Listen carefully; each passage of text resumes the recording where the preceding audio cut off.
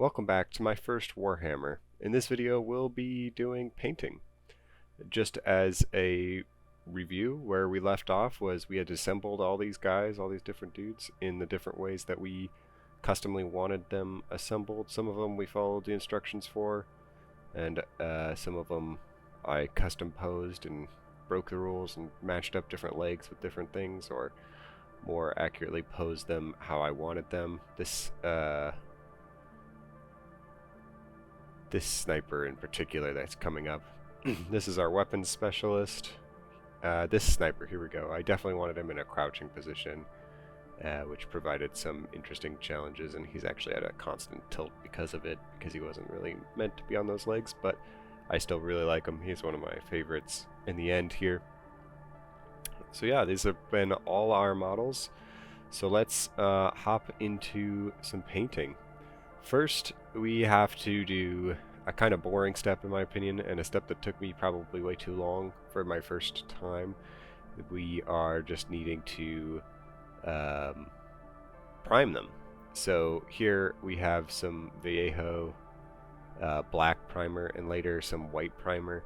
And here we can see that I'm priming the robot pieces right now, the drone pieces. When I took a look at the drones, I knew that assembling them early would not be advantageous because it'd be really hard to paint the undersides to them.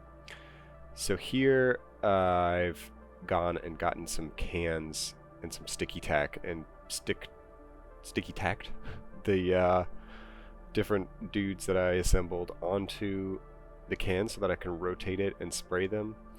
I probably sprayed them too much, I'll be honest. I don't quite know how much I needed to spray them. Once again, first Warhammer.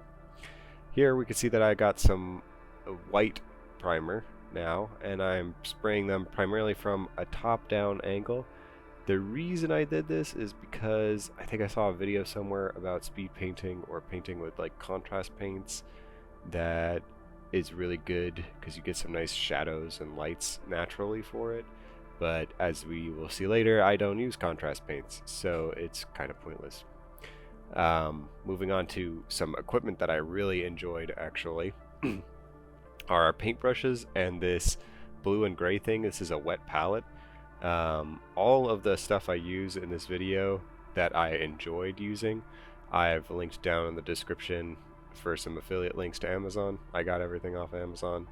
The thing that really saved my life for painting was this wet palette, because throughout this video, the painting process for me, since I don't have time to do Warhammer like full time, and this was also like a hobby thing and my first thing ever, the painting process took me a really long time, like months. We'll see my sweater change from nothing to Christmassy.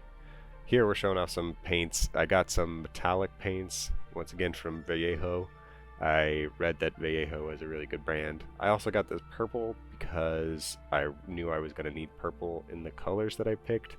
And I got this like base set of different paints. So once again, as we can see, no contrast paints, and I had to mix stuff. This is the other thing that I really liked. It's like a miniature holder for helping you paint. It's got these different magnetic attachments to it, and it's got that wire ring to it that really let me rest my hand up against it. I have wobbly hands, so having something to rest up against was helpful. This orange tack though that came with it was pretty trash, so I just used some regular white tack that I got somewhere. I don't know, duck tack, I don't know what it's called, but so I stuck down some tacks on their different bases, and I stuck the dudes onto them. The only downside about this wooden like holder is later you'll see that I kind of take the dudes on and off of depending on where I want to paint. It's really hard to paint the underside of dudes in a similar way that if you had put dudes onto bases, it'd be really hard to paint the underside of them. First step, and the most important step, is planning for when we paint. And I had two color schemes that I was really looking at. This like Zen, sage, and plum color scheme, which actually happens to be the colors of my wedding that is coming up. That's a fun fact. Later my fiance makes a pseudo appearance. We'll see that. But so I generated a lot of images with Midjourney trying to find different styles, giving it different colors that I wanted to follow. And the second color scheme that I was kind of thinking about was this purple and red. Once again, I definitely knew I needed purple from the start, which is why I got that special purple. And I was thinking about the different Tau units, like this red and purple. I was thinking maybe would be more towards stealth suits because they're darker, and the white and red and purple would be more towards the fire cast. And then of course the sage and bronze thing that I listed there was more like this battle suit guy. The image I primarily used as inspiration was this guy, this image right here that I'm circling. I definitely went with more of the sage / white armor and a more purple cloth. And the Pathfinders luckily have a pretty good distinction between their cloth items and their armor pieces. There's some really good flat edges versus kind of more clothy edges on the Pathfinders. So since I got like a mixed bag of colors and no specific colors, I can't say exactly what colors I used to determine my paint scheme, so it's going to be hard to follow along with it a little bit. Here is a clip that I found kind of important that just went through where I was just holding the guy. I was looking at my references and trying to figure out where I put the different colors on the guy and what parts of it I wanted what colors. At this point, it wasn't a fully fledged plan. I couldn't see the image that was shown at the end of the last video, the full final image. I couldn't quite visualize it in my brain, so I struggled throughout this first painting process of like what color scheme I actually wanted, or what these guys would actually look like and where they'd look like, because once again those reference images also didn't look like the Tau. You know, they were generated by AI, so they kind of looked like just future soldiers. But once I kind of got the confidence to start actually painting, it's just like similar in other videos tell you, it's paint by numbers at this point in the stage. But even then, this being my first miniature I've ever painted, really took me a really long time even just to do this paint by numbers because of how kind of unsure I was. But I'd say now that I've done a kill team, I probably would be able to do it much faster. And now that I know the color scheme for my Tau as well, definitely would be able to paint this color scheme in particular much faster.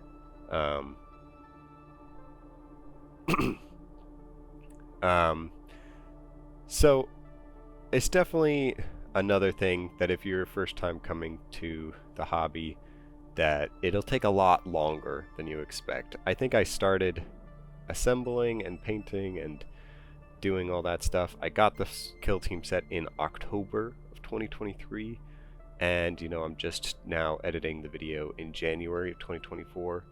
So the whole process I definitely finished up over the holidays though, so I based them and was done with them by the new year. But still, that's a good portion of the year just for these 13 little dudes being the first thing I ever painted. First Warhammer, first miniatures I ever painted. And you can see that I'm just now moving on to armor, how long it kind of took me. This is super sped up. And I'm being really delicate with it this first time go around. This being the very first miniature, as I keep saying, and I probably don't need to be this delicate. So once again, if you're a newcomer to the hobby and you're trying to see what your first Warhammer might look like, your first set of miniatures, what the whole experience might look like, definitely just kind of go at it. Being delicate like this you'll still mess up, and a lot of things can be fixed later on. Things look a lot better, especially once you start to add highlights or shade in with a wash or whatever. A lot of things can be hidden, all the mess ups and whatever. Once again, they're miniatures, so once they're on the tabletop, little tiny bleeds from one paint by number to the next section of the paint by number isn't really going to be seen that much. But as a defense as well for the Tau, there's a lot of little parts. Like he's got a little belt buckle, and he's got just a little bit of fabric in between his belt and his chest armor. So if you want to be really accurate with it, it's also not the easiest set to paint, I would say. They've got just a lot of things to them, and a lot of little creases that were fun to test different ways to do washes later on. But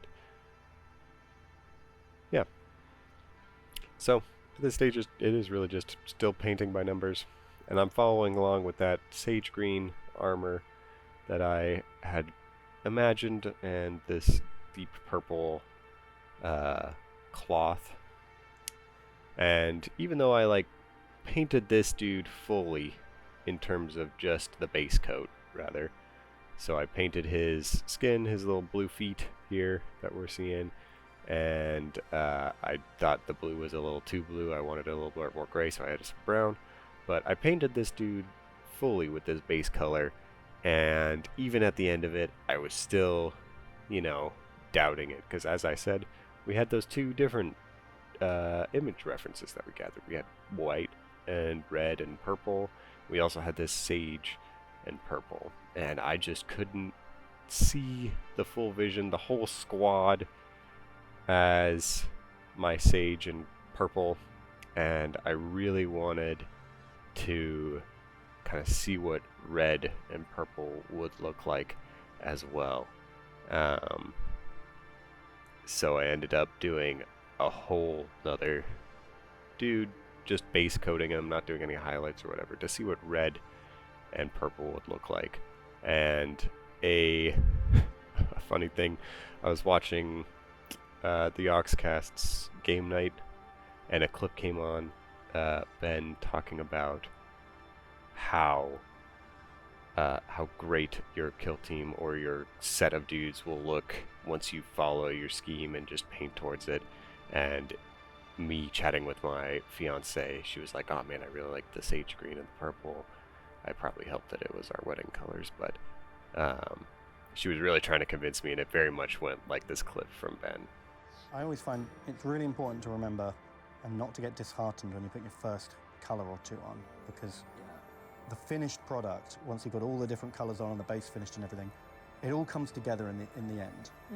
But when you've only got one color on and it's kind of messy because you've got splotched all over, you're kind of thinking, "Oh, I'm not so sure about this now." But trust me, once you finish it all and you get rid of all the white, it all comes together and you'll be a lot happier. Looks way better. Do you say you have gold? Which she ignored. So yeah, that's pretty much exactly how my first experience went. I just couldn't see the full image, even though we have this cool dude. He's got some bronze on him now. I still was like, well, what will they look like with red? And here's what they look like with red and instead of sage green. And he does look pretty cool, but it also was a lot more aggressive than I think I wanted my Tau to be. I think I wanted them to be a bit more peacekeeper warriors, and so I kept going with the sage green in the end, and I'm really am happy with it. Exactly like Ben said, if just keep going until you see it all together, and it will actually come all together, and it'll be really nice. That was a clip from Games Night's recent from Zero to Hero kind of video. It's linked in the description as well, of course. I love Games Night. That's kind of one of the channels that has gotten me inspired to do Warhammer, and soon I have plans to actually play the first game, which is what they show. They show battle reports. And I'm just a big fan of the Oxcast in general, so that's been fun. Now, moving on, we've got our base colors. We're actually going to do my first test of these insets. Here we can see I've done a Tau already that has some, what do we call that? Pin shading. They have some shading in there in those crevices, and this is the first test of how I did the different shading. So here we're going to take our grenadier, and I'm just going to take regular water is how I did this. I'm taking regular water. I haven't put any varnish on this dude, although I do test with varnishes later. I'm just taking regular water and putting it all over the base coat in those crevices that this Tau has. These Tau have a lot of little crevices, and then I'm taking this darker green that I mixed up together, and I'm just tapping it into that water.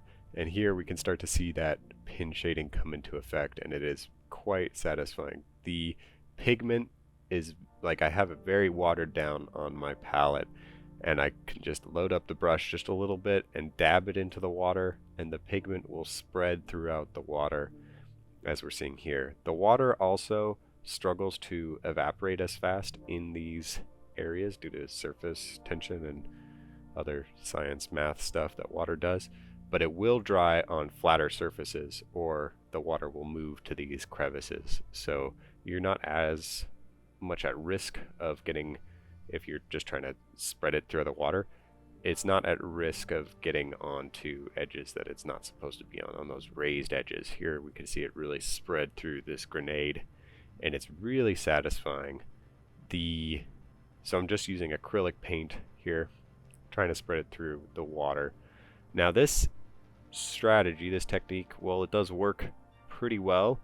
It is still unforgiving in ways. We could see that like on mess ups, if you let it dry, and it does still dry pretty quick because it is acrylic. Acrylic dries pretty darn quick out of, I think the only thing that dries quicker is like watercolor and that depends on how much water you have. And that's not even miniature painting anyways. So acrylic still dries very quick, so mess ups can be hard to fix. I do fix one on this dude later, and the acrylic does spread through the water very well, and the pigment amount is very nice. And we can see here that I can't quite hold things on camera because the camera is just my phone. Here's the mess up that I was fixing. So I got it spread a little bit onto the pouch, and I didn't like that. So I'm really just drying out my brush a lot, and since it's so water heavy, I can dry out my brush a lot on paper towels or whatever and pick it back up with a dry brush if it's on those flat surfaces that I don't want it on. But you do have to act very quick with this kind of technique. So once again, we're just loading up my brush with a good amount of water and the pigment, and here you can see if you get like too much pigment, here the line gets to be really thick because it's starting to overspill out of there, and I don't think I ever fixed that. So it is, acrylic is still unforgiving in terms of how it spreads and how quick it dries and how it's applied if you're doing detail work like this.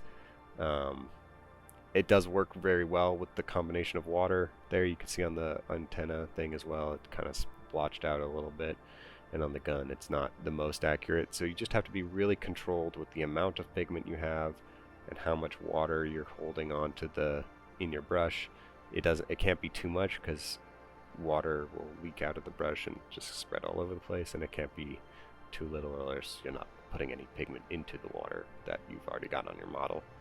Here we could just see I'm going through and adding highlights, which is just kind of a relatively dry brush. I'm just painting very gently with the very tip of my brush. And sometimes as well, if you have like the edge of a gun barrel, like I'll show with my sniper later, you can load the edges of a paintbrush and then, oh yeah, here we go. So here's a fully done dude in this way, the way I've just shown how I've done the pin shading, and I've done shading on the different dude parts. So the green is just a lighter green. I'd add white, and here we can see the gun barrel has that highlight. So if you load your brush and just use the edge of your brush rather than like the tip, then you can get it only works for very sharp edges like that gun barrel. Now that we've got those models with highlights and shadows, I'm going to just solidify those guys, and I only did those three in this specific way with the acrylic pin shading. But we're going to take that matte varnish that I have in these jars, and it's nice to have them in these jars because I don't need to open up the whole thing or waste any. I can just close up the jars. Don't know where I got the jars. They just came from some honey somewhere. Anyhow, so I have this brush that was old for painting on canvas, and it's pretty loaded with water, and I had to do a few layers of it. Moving on to the second way of how I did shading was an oil wash. So this guy I'm just finishing up as much as I can. Before we saw that I did the shading first and then did highlights, which I think is more painterly because you don't usually have as much highlights. Anyhow, but I wanted this dude as finished as possible because we're sealing him in satin varnish. So the difference between matte varnish and satin varnish is satin is closer to gloss. It has a lot less surface tension on it. Matte is closer to sand, if you will, and satin is closer to, well, satin, or like a window. So here I neglected to actually show the products, but these are what I'm using. These just cheap oil paints and this white spirits. The white spirits is necessary, and I learned this by watching oil wash videos, to water down, even though it's not water, to water down the oils and also to clean your brush. You can't clean an oil brush in water. Oil and water don't mix, obviously, so oil is not water soluble. So you need spirits. So here I just have some cat food cans that I had laying around, and here you can see you can clean your brush with the spirits. Great, so I have one area for just the spirits and one that I have this watered down oil with. The oil has its own benefits as a wash and as a pin shade that the acrylic doesn't have, and here we'll see them. So I just load my brush up pretty hard, and here we have my blooded dude. He had this arm with a lot of detail in it, and you can already see with that satin varnish on our dude and with this oil that has a lot less surface tension or so, I don't know the terms, I'll look it up later, but the oil spreads through those crevices a lot easier than water and acrylic, especially once it's on this pretty slippery surface of satin varnish. So it's really spreading through those creases super easy, super nice.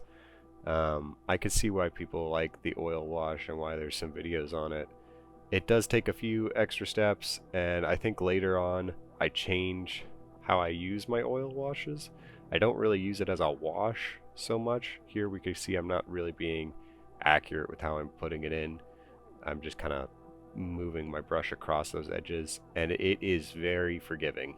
You can see that it's not coming out of those crevices at all. It just really sinks along those edges. It's very nice for the Tau, I think, because of how many fine details there are on the Tau. Those edges just really start to pop out as we just spread this oil across.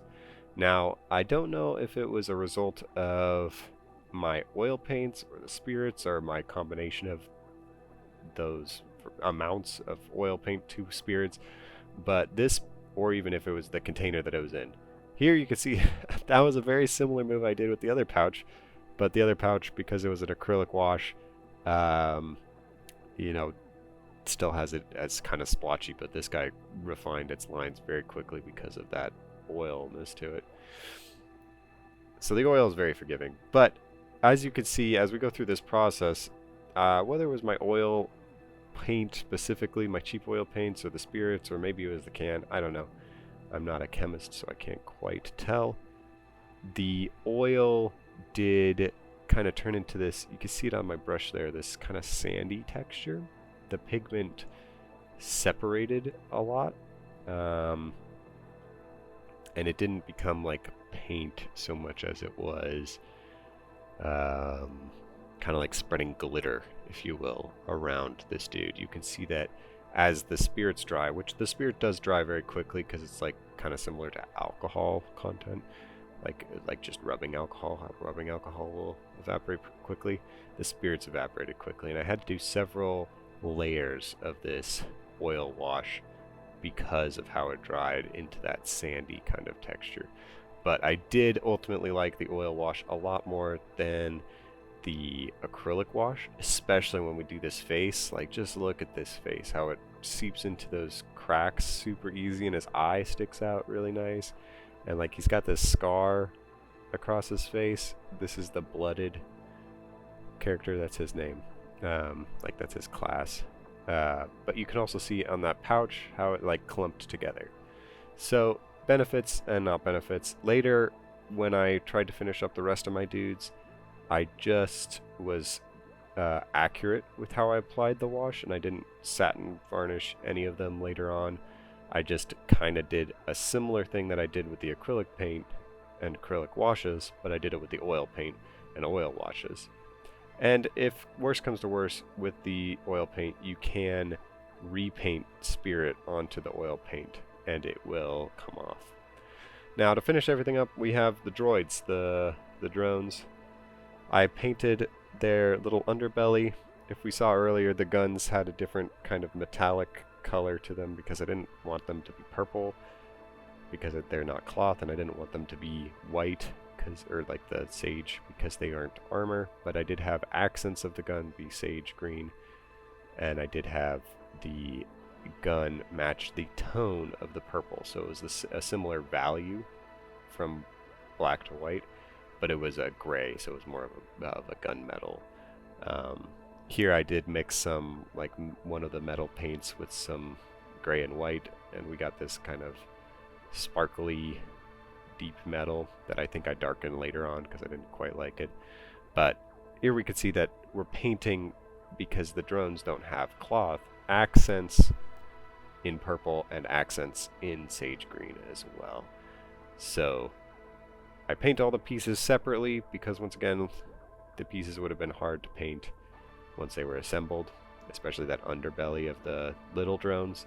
This is what the drone looks like when he's fully painted. So after it got highlights and a similar process of pin shading in those cracks with just that gray green oil wash. And this is the end result. So after doing all that with all these dudes, once again, it took me a long time, 2 months maybe on and off of painting, because sometimes I'd only have 10 minutes in the evening to paint or whatever, and I'd only do a little bit. But this is after basing, so the next video will be basing, and basing goes a lot faster. So thanks for watching.